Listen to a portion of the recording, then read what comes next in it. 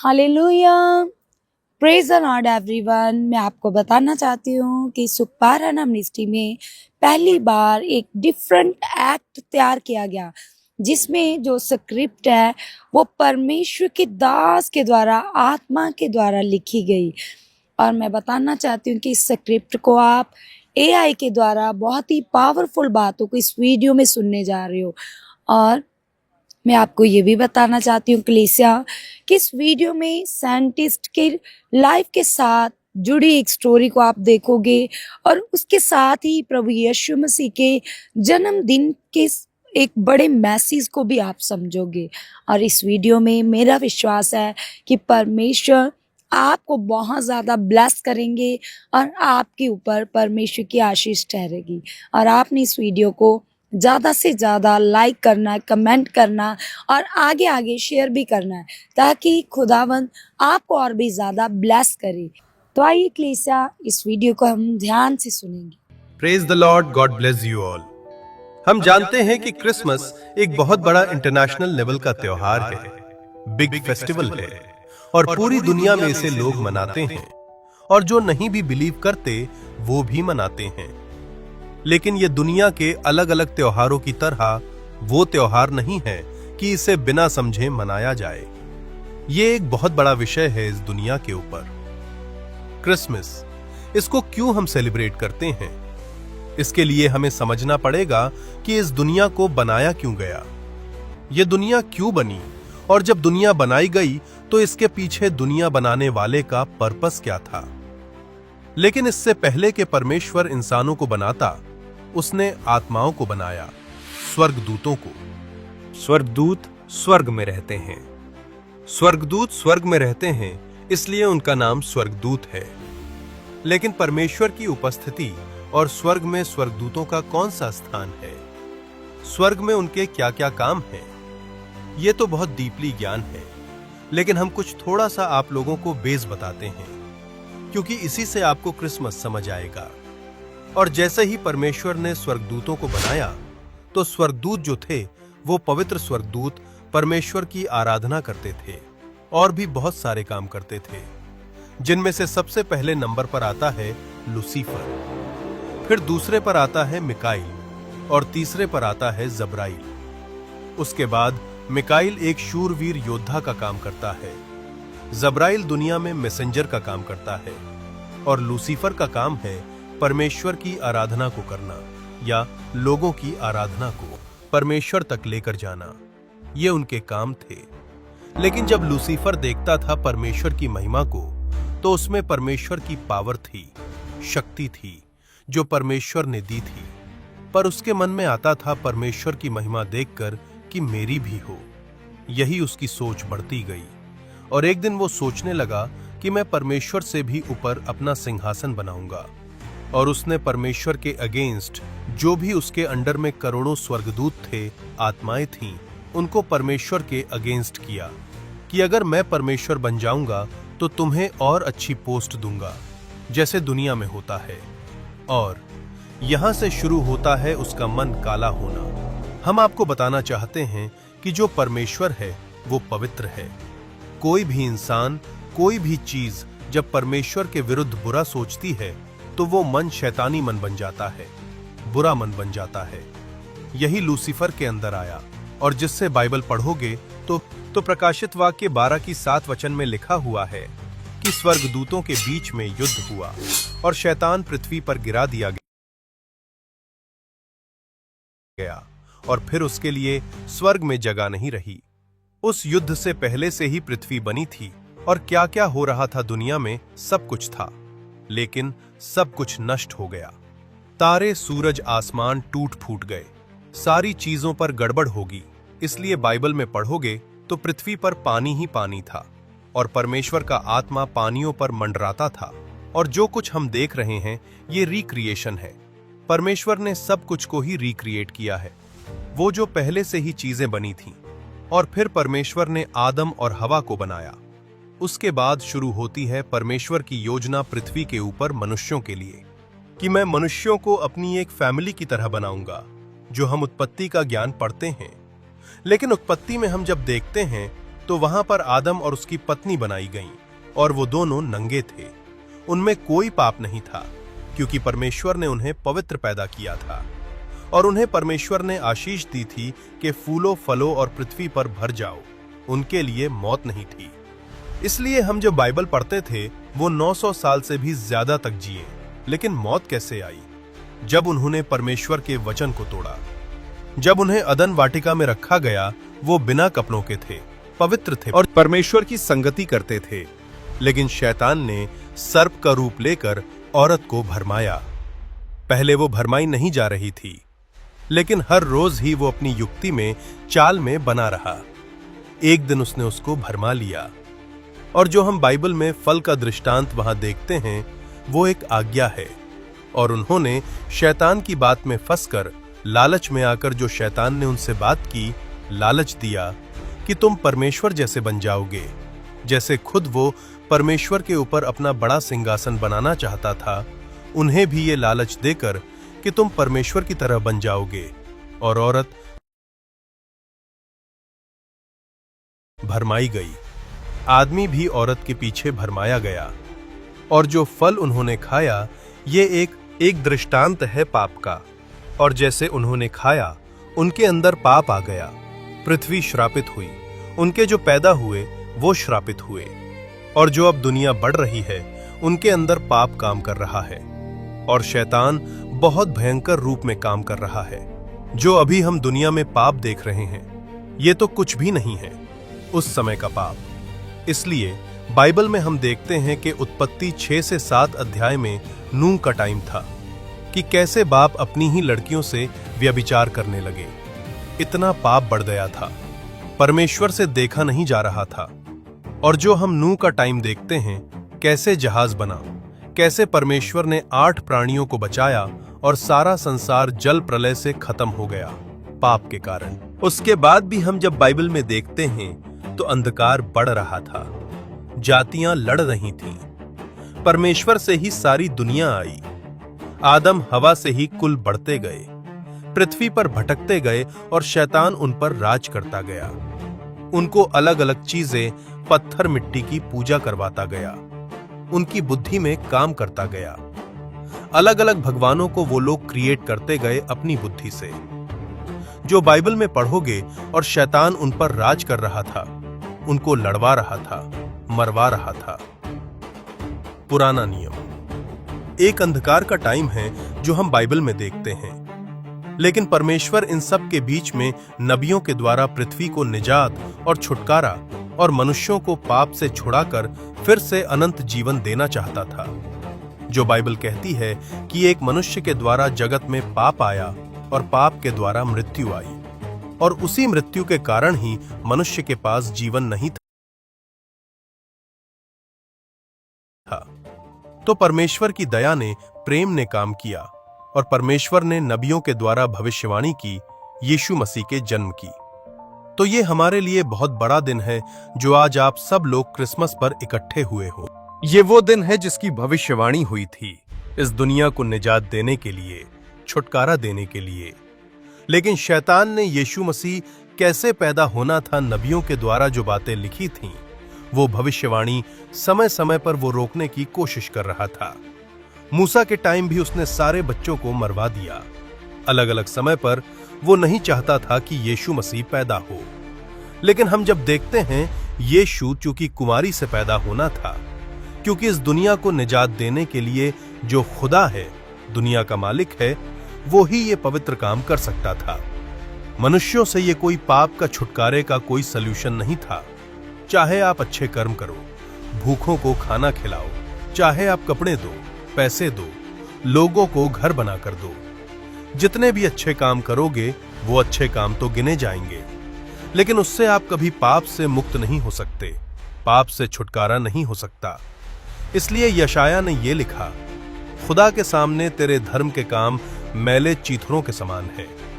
खुद परमेश्वर ने उसका धर्म का काम जो उसने पुत्र का रूप धारण करके किया, पुत्र बनकर इस पृथ्वी पर पैदा हुआ, उसी का जो शरीर और उसके अंदर जो लहू था, वही हमारे लिए छुटकारा था। और उसका जन्म हमारे लिए बहुत बड़ा विषय था। सबको जय मसीह की। प्रभु का धन्यवाद हो। जब से हम दुनिया में आए हैं, इस दुनिया में कितना कुछ देखा है। त्रासदियां, आपदाएं और बहुत सारे ऐसे अनेक हादसे जिससे इंसान गुजरा, लेकिन प्रभु ने उन्हें सहारा दिया और उनका हौसला नहीं टूटने दिया।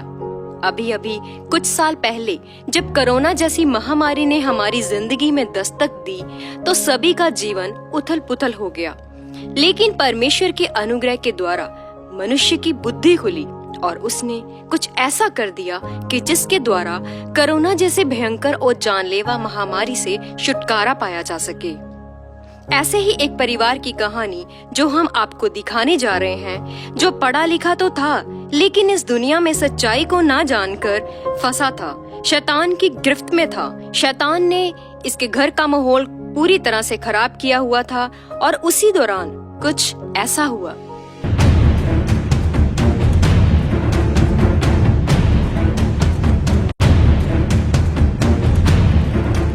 Yes yes yes, I did it. मैंने ये कर दिखाया।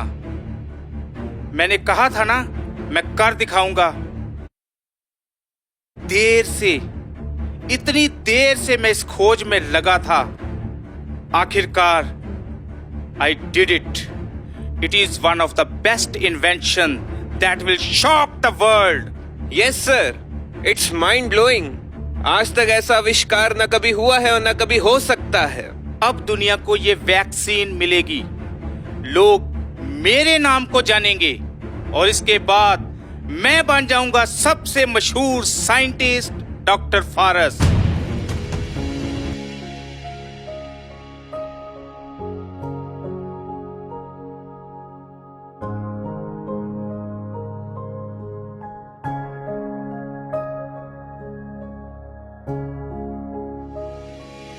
फारस जी, हमें बाहर जाना है, मार्केट का कुछ सामान खरीदना है। घर के काफी काम पेंडिंग पड़े हैं। संगीता, मेरे पास बिल्कुल टाइम नहीं है। मेरे पास बहुत काम है। आपके पास टाइम होता ही कहाँ है? जब भी मैं आपको कुछ बोलती हूँ आप हमेशा ऐसा ही बोलते हो। तुम तो चुप ही रहो और जाओ अपना काम करो। तुम्हें पता भी है मैं क्या कर रहा हूँ और किन चीजों से गुजर रहा हूँ। पता है, मुझे सब पता है। अभी आपके साथी आएंगे ना, उसी समय भागोगे। बस परिवार के लिए आपके पास टाइम नहीं है। Sir please let's go. Of course, why not? We are too late. ऐसे ही छोटी छोटी बातों पर साइंटिस्ट फारस और उसकी पत्नी में झगड़े बढ़ते गए और घर में शांति नहीं थी। दोनों में आपस में बनती न थी। अकेले रो रो कर बुरा हाल हो जाता था। संगीता सोच ही रही है कि ऐसा मैं क्या करूं कि घर में शांति आ जाए। अचानक घर के बाहर से आवाज आती है, अरे सब्जी ले लो, सब्जी, ताजा सब्जी ले लो। भाई साहब, ये गोभी का रेट क्या है? बहन जी 50 रुपए किलो। और ये पालक का क्या भाव है? अरे पालक 100 रुपए किलो। अरे क्या लूं, सब्जी इतनी महंगी हो गई है। अभी वो पूछ ही रही होती है सब्जी का भाव। इतने में संगीता की सहेली आशा भी वहाँ सब्जी लेने आ जाती है। अरे आशा बहन, तुम कैसी हो? अरे संगीता, कैसी हो? बहुत दिनों के बाद नजर आई हो। अरे क्या हुआ संगीता, इतनी उदास क्यों हो गई? क्या कोई परेशानी है? घर में सब ठीक है ना? अरे क्या बताऊं आशा बहन, मेरी जिंदगी में तो परेशानियां बढ़ती ही जा रही है। ऐसा कोई दिन नहीं है जिस दिन हमारे घर में झगड़ा ना होता हो। मैं तो रोज रोज के कलेश से तंग आ चुकी हूँ। दुखी मत हो संगीता। अब तो मेरा पति भी मुझसे सीधे वो बात नहीं करना चाहता। मैंने हर तरह की धार्मिकता करी, लेकिन भगवान भी मेरी नहीं सुनता। दुखी मत हो संगीता, मेरे पास तुम्हारी परेशानी का हल है। जल्दी बताओ आशा बहन, मैं जानना चाहती हूँ मेरा घर कैसे सही होगा। मैं एक बाबा को जानती हूँ, जो तेरे घर को स्वर्ग बना देगा। चल, मैं तुझे लेकर चलती हूँ। संगीता उसी समय खुश होकर बोलती है, फिर देरी क्यों करनी है आशा बहन? मुझे अभी उस बाबा के पास लेकर चल प्लीज, मैं अभी उसके पास जाना चाहती हूँ। हाँ हाँ संगीता बहन, मैं अभी तुझे लेकर चलती हूँ। चलो चलते हैं। फिर उसी समय बाबा के पास जाने लगी। बाबा के पास पहुंचते ही दोनों माथा टेकती है।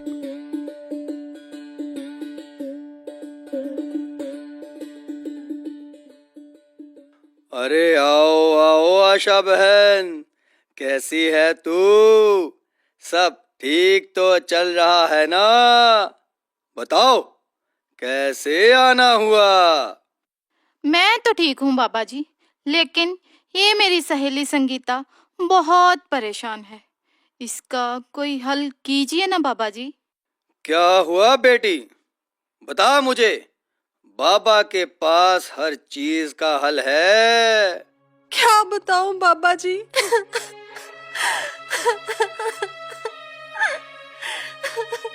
संगीता ने रोते रोते अपने घर का सारा हाल सुनाया। बस चिंता मत कर बेटी, तेरा घर स्वर्ग बन जाएगा। मैं तुझे एक उपाय बताता हूँ। ये ले भभूति, इसको अपने पति के खाने में मिला देना। और ये ले कील, अपने पति के ऊपर से रात को जब वो सो रहा होगा तो 7 बार घुमा देना। और इसे रात को 12 बजे के बाद पीपल के पेड़ में जाकर गाड़ देना, क्योंकि इस पे मैंने बहुत सारे मंत्र फूके हैं। अरे देखना, तेरा पति आगे पीछे घूमता फिरेगा। सच में बाबा जी? धन्यवाद बाबा जी, मैं आपका ये एहसान जिंदगी भर नहीं भूलूंगी बाबा जी। धन्यवाद धन्यवाद बाबा जी। बाबा जी की जय हो, बाबा जी की जय हो, बाबा जी की जय हो। संगीता खुश होकर अपने घर चली जाती है। फिर संगीता अपने पति के खाने में भभूति डालकर उसे खिला देती है और पति के सोने के बाद बाबा के दिए हुए कीलों को लेती है और जैसा बाबा ने कहा था वैसे ही अपने पति के सर पर घुमाकर रात में अकेली ही घर के बाहर लगे हुए पीपल के पेड़ में कीलों को गाड़ देती है और खुशी से घर आकर सो जाती है। सुबह उठते ही संगीता खुशी से नाश्ता तैयार करती है। रोहन बेटा, आ जाओ बेटा, नाश्ता कर लो। आरूही, तू भी रेडी हो गई है? चल आजा, जल्दी से नाश्ता कर ले। जैसे ही सारा परिवार नाश्ते के लिए बैठता है, खाना खाते खाते फिर से झगड़ा शुरू हो जाता है। पापा पापा, मैं आपको एक गुड न्यूज देना चाहता हूँ। मेरे कॉलेज में पेरेंट्स के लिए एक बड़ी पार्टी रखी गई है। प्लीज आप दोनों भी मेरे साथ जरूर आना। सब बच्चों के पेरेंट्स आ रहे हैं पापा। सॉरी रोहन, उस दिन मैं बहुत बिजी हूँ, क्योंकि उस दिन मैं अपनी लाइफ का एक नया एक्सपेरिमेंट करने जा रहा हूँ, इसलिए मैं तेरे साथ नहीं आ सकता। जा, तू अपनी माँ को ले जाना।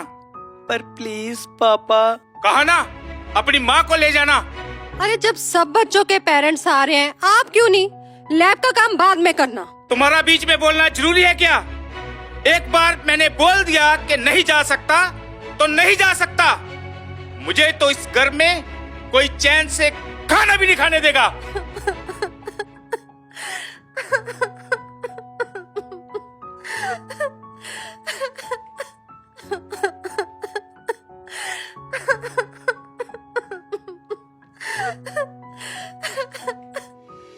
फारस गुस्से में खाने की प्लेट फेंक कर चला जाता है।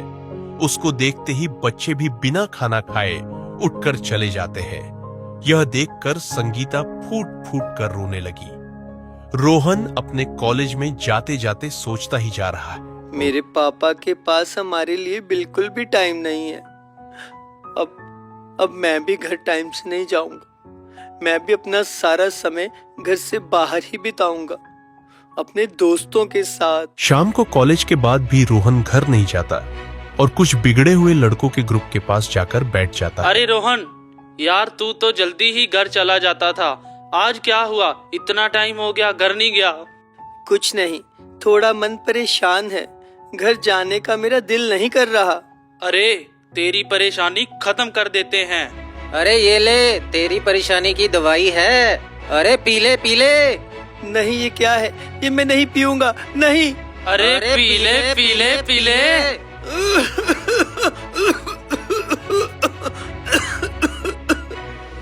उसके मना करते करते तीनों लड़के रोहन को शराब पिला देते हैं। रोहन दरवाजा खटखटाता है और संगीता दरवाजा खोलती है। अरे रोहन, कहाँ था तू बेटा? मैं कब से तुझे फोन कर रही हूँ, तू फोन भी नहीं उठा रहा है। तू ठीक तो है ना? हाँ हाँ मामा, मैं बिल्कुल ठीक हूँ। पीछे हटो, मैंने सोना है। छी रोहन, तूने शराब पी है बेटा? ये क्या हाल बना रखा है तूने अपना बच्चे? हाँ, मैंने शराब पी है माँ, मैंने शराब पी है। हे भगवान, ये क्या हो गया है? मेरे घर को किसकी बुरी नजर लग गई है? ये दिन देखने से पहले मैं मर क्यों नहीं गई? यह सुनते ही संगीता जोर जोर से रोना शुरू कर देती है। संगीता नीचे गिरकर जोर जोर से रोने लगी। फिर रोहन हर रोज लेट नाइट को घर आने लगा और उसकी जिंदगी में हर तरह का नशा आ गया, जिससे संगीता और दुखी हो गई। जिस कारण संगीता कई बाबाओं के पास गई, कई जगहों से उपाय करवाने लगी। हे भगवान, तू है तो कहाँ है? मुझे इतने दुख क्यों दे रहा है भगवान? मैंने ऐसा कौन सा पाप किया है जिसकी सजा मुझे मिल रही है?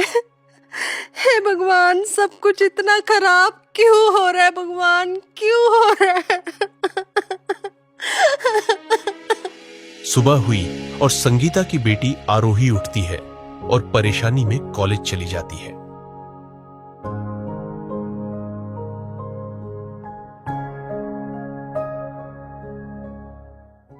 हेलो आरोही, कैसी है तू? घर में फैमिली ठीक है? हाँ यार, सब ठीक है। आरोही, तू कुछ परेशान लग रही है। देख, मैं तेरी सहेली हूँ, तू मुझसे तेरी हर एक बात शेयर कर सकती है। क्या बताऊँ किरण, घर में मम्मा बहुत ही बीमार रहते हैं, भाई भी नशे में और गलत संगति में है, और पापा का तो तुम्हें पता ही है ना, बस हर समय लड़ाई झगड़ा ही करते हैं। बस अब मैं इन सबसे तंग आ चुकी हूँ किरण, मुझे कुछ हल नहीं मिल रहा। मैं क्या करूँ, कहाँ जाऊँ? मैं परेशान हो चुकी हूँ किरण, मैं परेशान हो चुकी हूँ। आरोही, मैं तुझे कुछ देना चाहती हूँ, ये पकड़ो। ये क्या है किरण? यह पवित्र बाइबल है, इसमें तेरी हर परेशानी का हल है।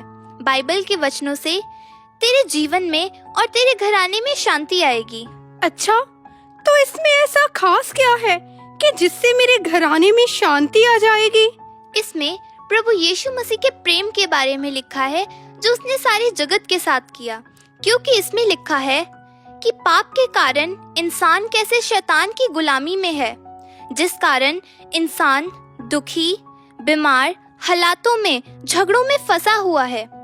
उसे लगता है कि ये हालात शायद मेरी किस्मत में लिखे गए हैं, या शायद हमें बनाने वाला हमें दुख दे रहा है।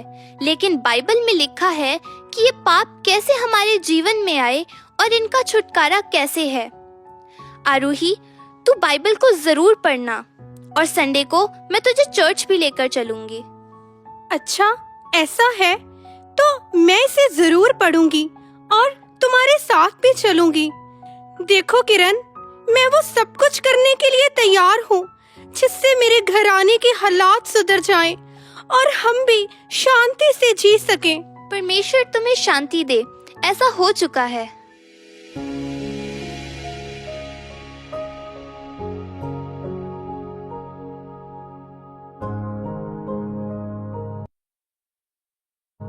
आरोही बाइबल लेती है और घर चली जाती है। जाते ही अपनी मम्मा को सारी बातें बताती है।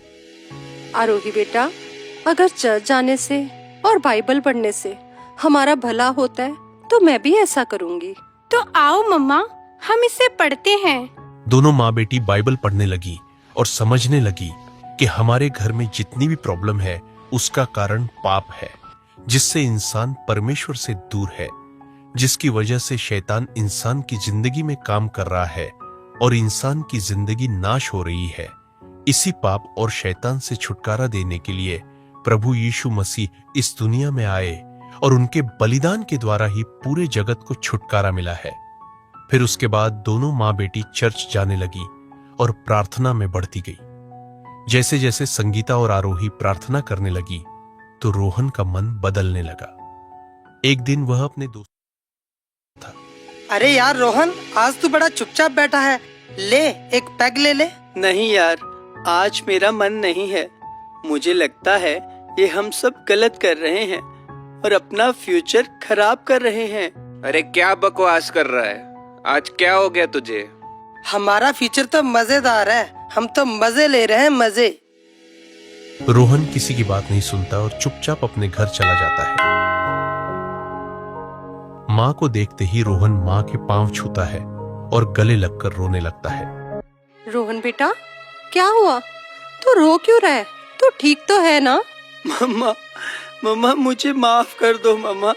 मुझे ऐसा लग रहा है कि जैसे मैं बहुत सालों बाद अपने घर में आया हूँ मम्मा, और आपको बहुत सालों के बाद मिल रहा हूँ। मम्मा, आप मुझे माफ कर दो क्योंकि मैंने आपका बहुत दिल दुखाया है। आज के बाद मैं कभी भी नशे की राह पर नहीं जाऊंगा मम्मा, नहीं जाऊंगा। परमेश्वर, आपका धन्यवाद हो, आपने मेरे बेटे के मन को बदला है। धन्यवाद हो प्रभु, आपका धन्यवाद हो।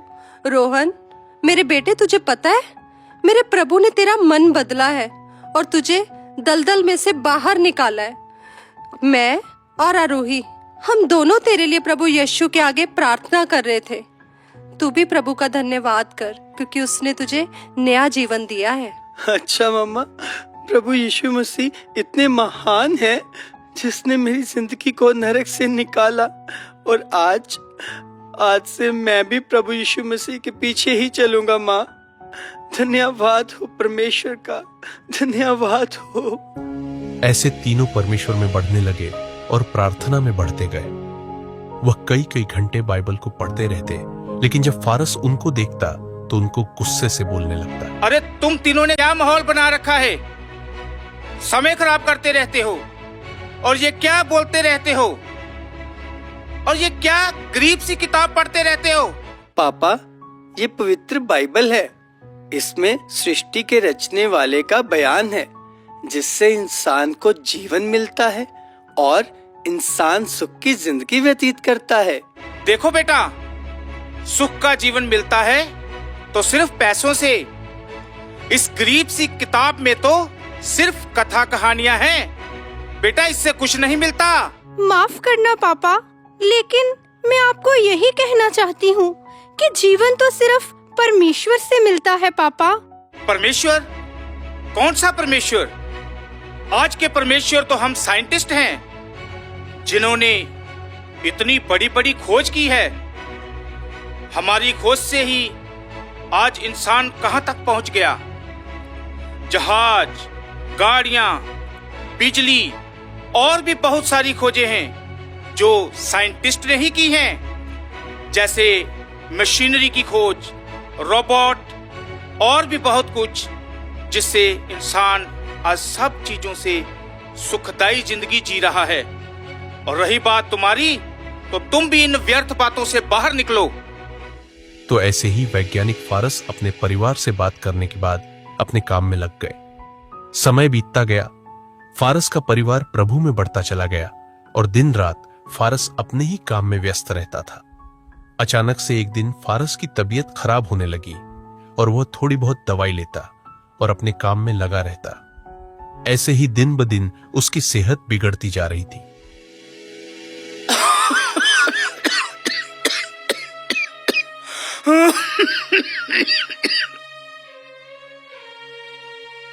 जी मेरी बात सुनिए, आप सारी रात खांसते रहते हो। मैं इतने दिनों से देख रही हूँ, आपकी तबीयत बहुत ही ज्यादा खराब हो गई है। अगर आप मेरी माने तो हम किसी अच्छे डॉक्टर से आपका चेकअप करवा लेते हैं।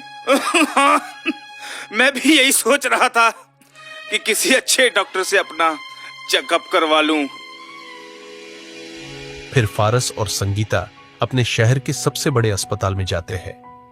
डॉक्टर को सारी बात बताने के बाद डॉक्टर उन्हें टेस्ट करवाने के लिए बोलता है। मिस्टर फारिस, रिपोर्ट्स आपकी मेरे पास आ चुकी हैं। बस आपको ये बताना चाहता हूँ कि आपकी रिपोर्ट्स में एक बहुत बड़ी बीमारी आई है। बीमारी? क्या हुआ है मुझे डॉक्टर? देखिए मिस्टर फारिस, मैं आपको साफ शब्दों में बताना चाहता हूँ कि आपके दोनों फेफड़ों के अंदर कैंसर आया है। ये कैंसर फाइनल स्टेज तक पहुंच चुका है।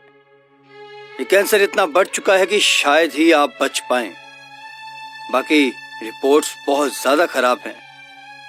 आपके पास सिर्फ ज्यादा से ज्यादा 3 महीने का समय है। ये आप क्या कह रहे हो डॉक्टर साहब? ऐसा कैसे हो सकता है? रिपोर्ट्स में जो लिखा है मैं वही बता रहा हूँ। अब हमें माफ कीजिए, I'm सॉरी। हम इसमें कुछ नहीं कर सकते। अब तो केवल भगवान ही कोई चमत्कार कर सकता है। जब डॉक्टर ने जवाब दे दिया तो फारस दुखी होकर अपने घर लौट आता है।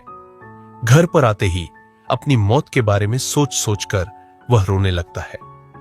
अरे पापा, आप रो क्यों रहे हैं? क्या हुआ है पापा?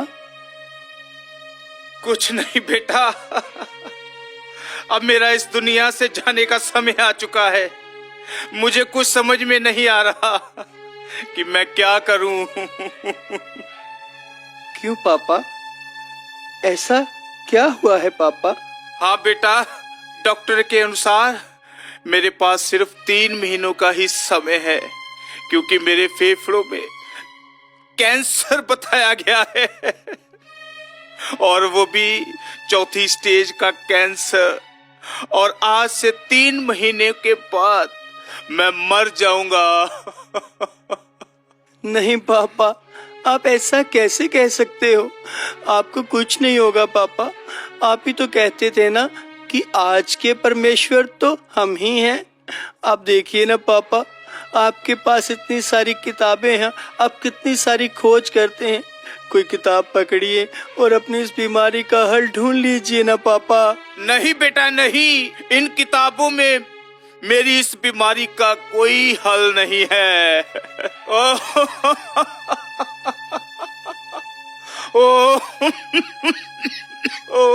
पापा, अगर आपकी इन किताबों में आपकी बीमारी का कोई हल नहीं है तो ये लो पापा, पवित्र बाइबल।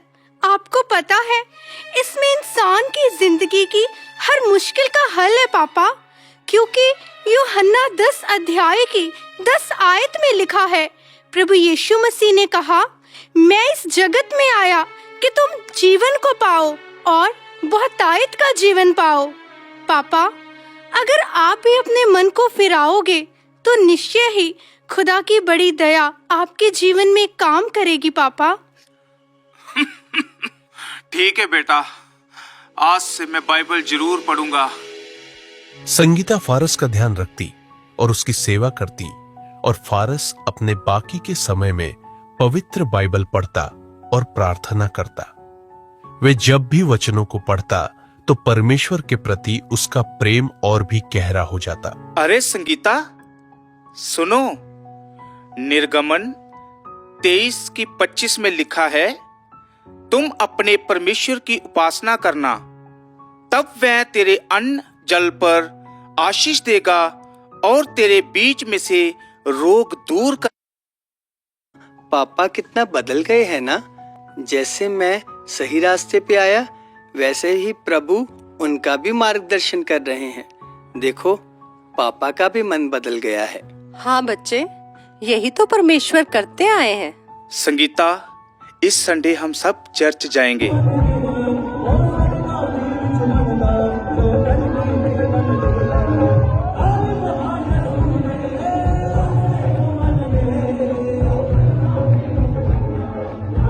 सुनिए, अब सब अच्छा हो गया है। घर का माहौल भी काफी खुशनुमा रहता है।